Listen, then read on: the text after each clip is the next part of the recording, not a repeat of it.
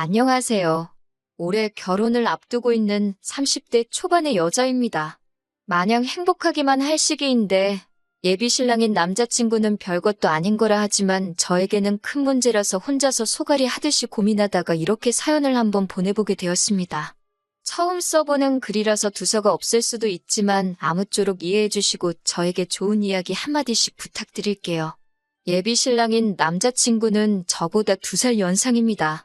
취직이 남들보다는 조금 늦은 편이었고 현재 다니는 직장에서 월급을 세후 450 정도를 받고 있어요.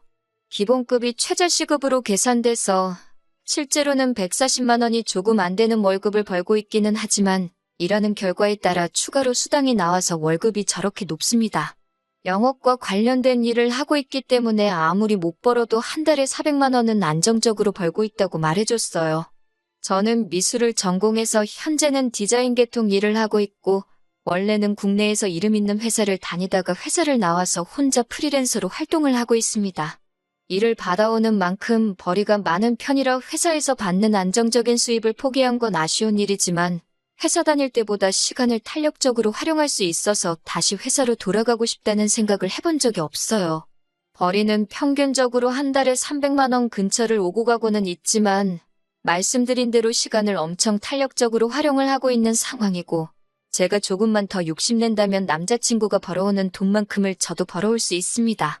다만 저는 일도 일이지만 제 인생의 경험도 소중하다고 생각하기 때문에 돈을 조금 포기하고 저의 자기계발을 위해서 시간을 따로 쓰고 있는 상황이고요. 아무튼 결혼 이야기가 처음 나오고 나서 어디서 시작을 해야 할지 어떻게 시작을 해야 할지가 가장 큰 이야기였어요. 제 벌이가 들쑥날쑥하지만 남자친구도 제가 마음만 먹으면 자기가 벌어오는 만큼이나 그 이상을 벌 수 있다는 걸 알고 있었습니다. 한 달에 벌어오는 월급이 서로 비슷하다는 전제하에 각자 결혼을 위해서 돈을 얼마나 모았는지 물어보게 되었어요. 저는 대학 졸업하고 곧바로 취직을 해서 사회생활을 한 기간도 길었고 그 경력을 바탕으로 프리랜서 전향을 했던 것이기 때문에 모아놓은 돈이 그래도 꽤 많은 편이었어요. 프리랜서로 전향했을 때 수입이 없어질 수도 있다는 걸 대비해서 조금 무리해서 돈을 모았었거든요. 그래서 저는 결혼을 앞두고 7천만 원이라는 금액을 모아둔 상태였습니다. 남자친구가 모아놓은 돈은 제가 모아놓은 돈의 반도 되지 않았어요. 하지만 돈을 얼마나 모았는지는 중요하게 생각하지 않기로 했습니다. 다 각자만의 사정이 있는 법이고 남자친구가 저보다 나이는 많을지언정 사회생활 기간은 짧으니 당연히 돈을 덜 모았을 수도 있다고 생각했거든요. 중요한 건 지금 한 달 벌이가 나쁘지 않다는 것과 앞으로 둘이서 같이 모아갈 돈이 중요하다고 생각했어요. 각자 모아놓은 돈을 합치면 아파트까지는 아니어도 적당한 빌라 전세로 시작을 할 수 있었거든요. 남자친구도 빌라에서 전세로 시작하는 데에는 별다른 이견이 없었습니다. 서로의 연봉을 대충이나마 알고 있기 때문에 못해도 5년 뒤면 대출 끼고 30평대 아파트로 이사를 갈 수 있을 거라는 계산이 섰기 때문이에요. 그래도 각자 꽤나 괜찮은 돈을 받으며 일을 하고 있기 때문에 남자친구나 저나 서로 부모님께 지원을 받을 생각은 없었습니다. 그런데 지원을 받지 않으려는 이유부터가 서로 다르더라고요. 저 같은 경우에는 어렸을 적부터 아버지께서 중국 쪽에서 물건을 수입해오는 사업을 하셨고 그 사업이 잘 되는 편이어서 유복한 가정에서 자랐습니다. 여유가 있는 집이었기에 미술도 어릴 적부터 시작할 수 있었던 것이고요. 그런데 제가 중학교를 들어갈 때쯤부터 해서 아버지 사업이 조금씩 휘청거리기 시작하더니 정말 쫄딱 망했다고 해도 무방할 정도로 어려웠던 시절이 있었습니다. 2층짜리 주택에서 살다가 햇빛도 잘 들지 않는 방 하나짜리 반지하에서 부모님과 부대끼며 살아야 했고 심할 때는 장마철에 집안에 물이 들어차서 새벽에 잠도 자지 못하고 물을 퍼내야 했던 적도 있었거든요. 그런데도 그때 아버지도 그렇고 어머니도 여태껏 공부해온 미술인데 제가 꿈을 포기하게 하고 싶지 않으시다고 아버지는 사업에 더 열중하셨고 어머니는 정말 푼돈 받는 소일거리 찾아서 하시면서 한 달에 100만 원도 안 되는 돈을 벌러 밖으로 도셨습니다. 그러면서 값비싼 미술 도구를 마련해 주시며 제가 계속 공부를 할 여건을 마련해 주셨고요.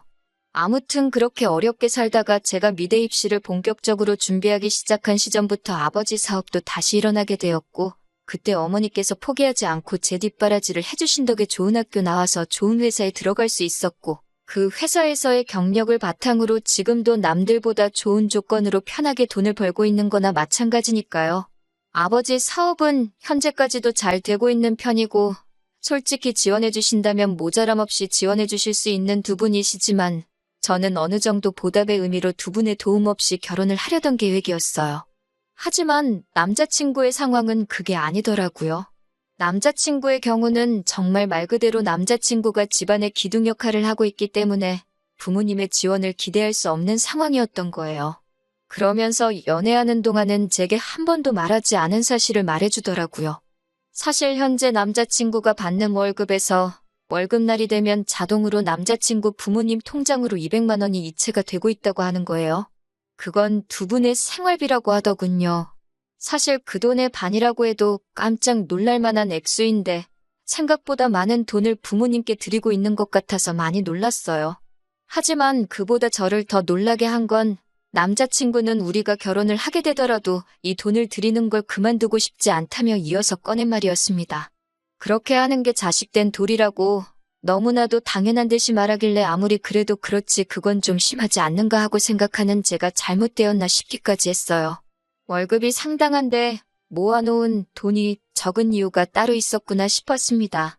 남자친구 월급이 사실 또래에 비해서 적은 편이 아니라는 건 인정하지만 그렇게 큰 돈을 남자친구 부모님께 매달 드려야 한다면 남들보다 더 번다는 장점이 없는 거나 마찬가지가 되는 것 아니겠어요? 결혼을 상대방의 직업이나 그 사람이 가진 걸 보고 결정하는 건 가짜 결혼이나 마찬가지라고들 하시겠지만 그래도 제가 평생을 함께해야 할 배우자를 선택하는데 충분히 고려할 수 있는 부분이라고 생각하거든요. 결혼 후에도 남자친구가 부모님께 돈을 드리지 못하게 할 건 아니지만 그렇다고 평생을 그렇게 보내드리게 하라고 할 수도 없는 노릇이었어요.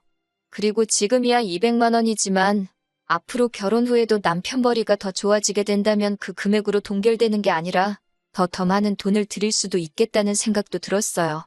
그래서 잠시간 고민하다가 남자친구에게 부모님께 생활비나 용돈을 드리는 걸 반대하는 건 아니지만 그건 금액이 조금 크지 않냐고 솔직한 마음을 꺼냈습니다.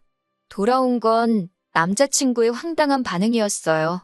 정년퇴직하신 아버지와 평생을 전업주부로 살아온 어머니가 지금은 자기 하나만을 바라보고 살고 계시는데 어떻게 결혼을 한다고 여태껏 드리던 걸 끊을 수 있겠냐고 정색을 하더라고요.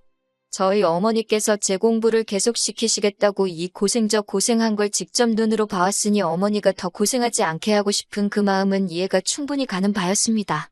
하지만 이해할 수 없는 건 저희 집이 어려웠을 적에 저희 어머니는 직접 발벗고 나서서 정말 푼돈일지라도 가게에 도움이 되기 위해 발로 뛰셨거든요. 그런데 남자친구의 부모님은 굴곡 없이 안정적으로 직장 생활을 하셨다지만 아무리 그래도 아직 장가도 안 간 자식에게 생활비를 그만큼씩 부담시키신다는 게 이해가 가질 않았어요.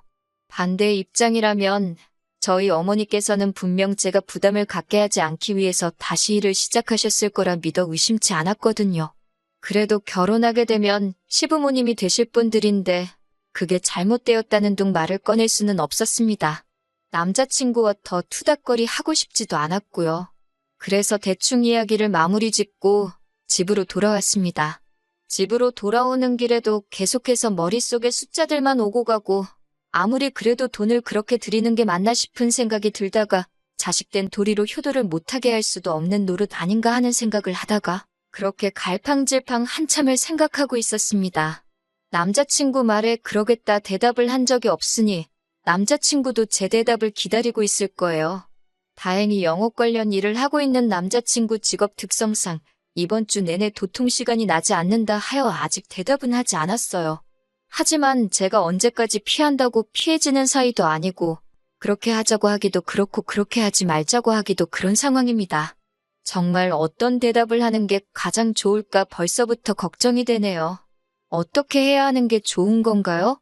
정말 머릿속에 생각이 많아 정리도 안 되고 스트레스만 쌓여갑니다. 안녕하세요.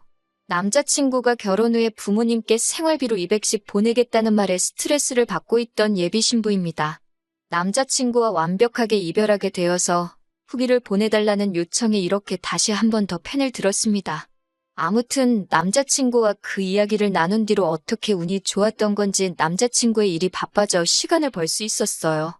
시간적으로 여유가 생겼지만 혼자서 고민하면 할수록 일만 복잡해지는 것 같고 뭐가 정답인지도 모르겠더라고요. 결국 혼자 고민하다가 이 사실을 부모님께 털어놓게 되었습니다. 부모님이 굉장히 안 좋아하실 거라고 생각했는데 생각외로 저희 부모님께서는 좋은 점만 봐주시려고 하더라고요. 젊은 사람이 하고 싶은 것도 많았을 텐데 그런 큰 돈을 부모님께 드리기까지 많은 고민이 있었을 거라 하시면서 말이지요. 결국 자기 부모에게 잘하는 사람은 배우자의 부모에게도 똑같이 효도를 할 것이라고 하시며 그래도 어른을 공경하는 사람을 사위로 받아들이게 되어 얼마나 다행이냐고 하시더라고요.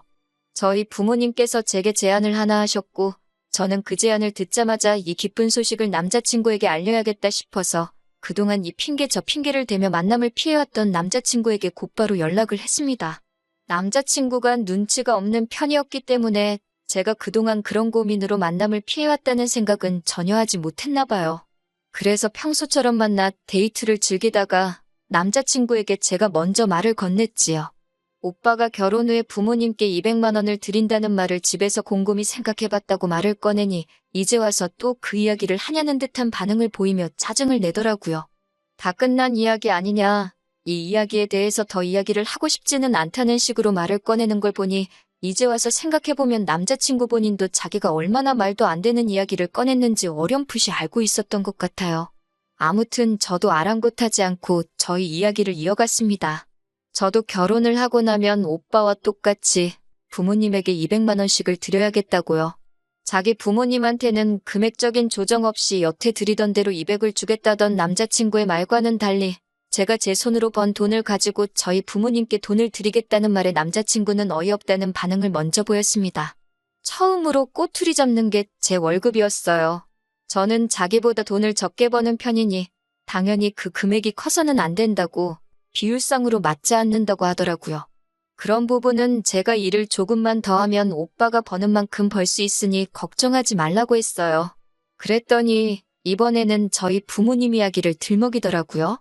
자기 부모님은 아버지는 정년퇴직을 하셨고 어머니는 전업주부로 살아왔기에 자기가 돈을 드리는 게 당연하지만 저희 부모님 같은 경우에는 사업체도 가지고 있고 아직 현역이지 않으시냐. 형편도 좋으신데 저희 월급을 그만큼 보태나 안 보태나 큰 차이가 없는 거 아니냐고요.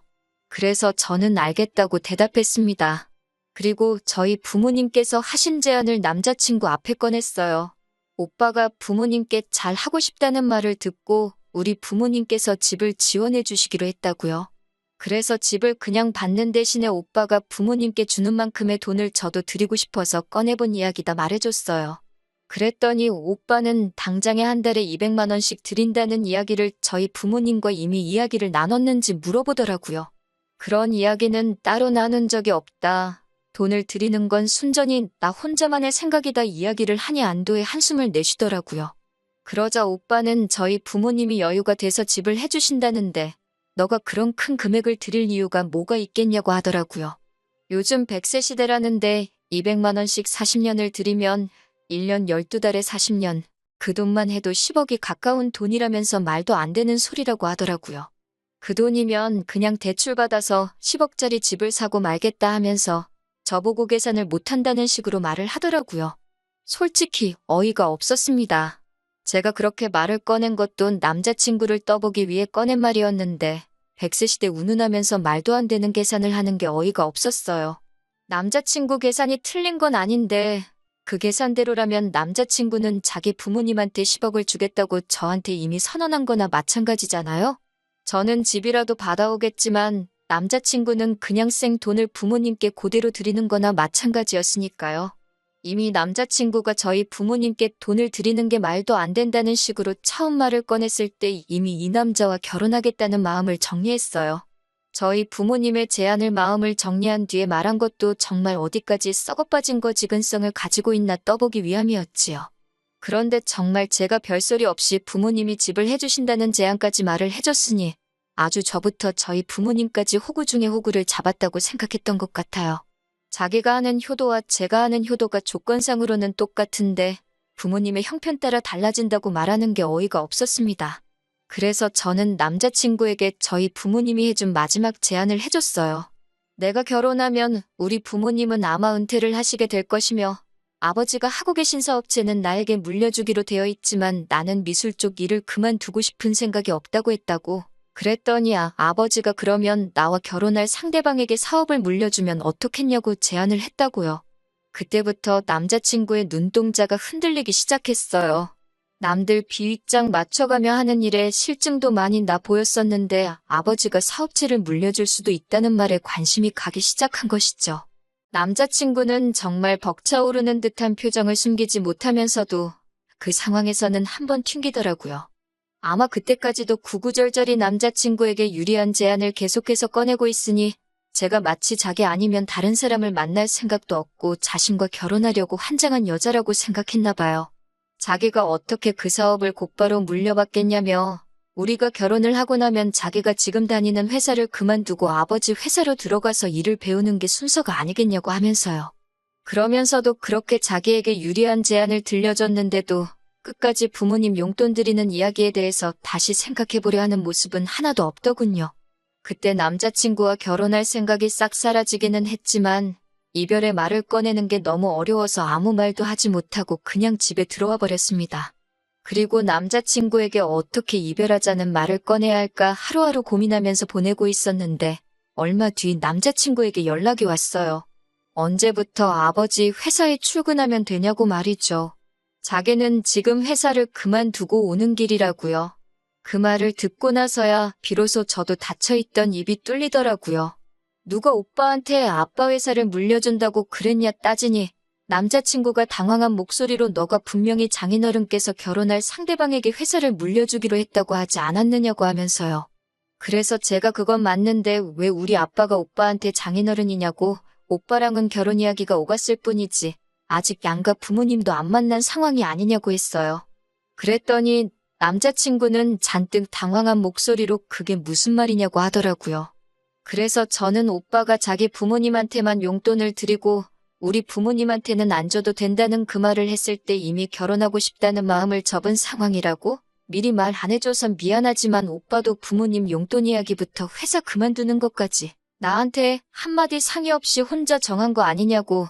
김칫국은 오빠가 혼자 마신 거니 그건 제가 어떻게 해줄 수 있는 문제가 아닌 것 같다고. 여태 한 것처럼 오빠 혼자 알아서 북치고 장구치고 다 하라고 말하고는 전화를 끊어버렸어요. 그리고 이렇게 남자친구와는 파혼과 이별까지 하게 되었네요. 당연히 남자친구는 그날부터 저에게 연락해서 자기가 생각이 짧았다고 부모님께 드리는 용돈이고 뭐고 제게 경제권을 넘길 테니 다시 만나만 달라는 식으로 연락이 왔어요. 하지만 저는 고작 그런 돈 때문에 파혼한 게 아니거든요. 자기는 옳고 너는 틀렸다고 하는 그런 내로남불 사상이 결혼 상대로는 적합하지 않다고 생각했을 뿐이에요. 영업직인데다가 요즘 인력난이다 보니 남자친구가 회사를 그만두고 나왔지만 안타깝게도 사직서가 수리되기 전에 다시 다니던 직장으로 돌아갔다는 소식을 들었습니다. 저도 사실 파혼까지만 바란 거지 남자친구가 당장 생계를 잃고 거지꼴이 되는 상황을 바란 건 아니었기 때문에 조금 아쉽기는 하지만 충분히 참교육은 해줬다는 생각이 들어요. 그렇게 끝없이 욕심을 부리다가는 배가 터져버린다는 것을 알려줬으니 다음부터는 정신 차리고 평범한 가정을 꾸린 뒤에 저에게 평생 반성하면서 감사해하며 살아갔으면 좋겠네요. 저는 다시 혼자가 되었지만 속은 오히려 더 후련합니다. 오히려 남자친구를 만날 때보다 스트레스도 덜 받고 좋은 인생을 살고 있는 것 같아요.